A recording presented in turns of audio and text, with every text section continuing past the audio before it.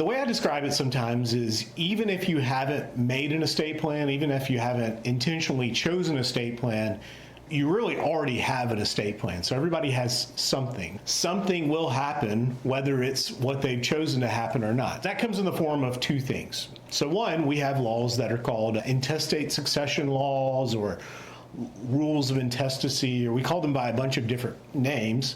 And basically, it's a set of laws on the books that if you don't make a decision about who's going to inherit an asset that you own, then it's what's going to happen.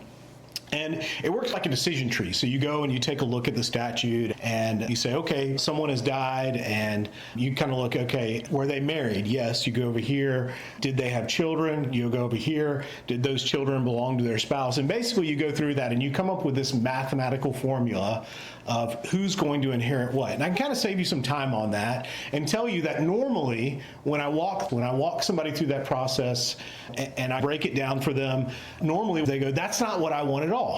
So for most people, it doesn't really reflect what they want. It's an outdated statute, and you can imagine everybody's a little different, so it's pretty hard to make this default plan that fits for everyone. And having made a lot of estate plans for people and talking about what a lot of people actually want, I can tell you it doesn't really reflect what a lot of people want. So the other side of that is that if you don't make a plan for incapacity, if you don't make a plan for who's going to make financial decisions for you, if you're not able to do that for yourself, then we have what's called guardianship and conservatorship.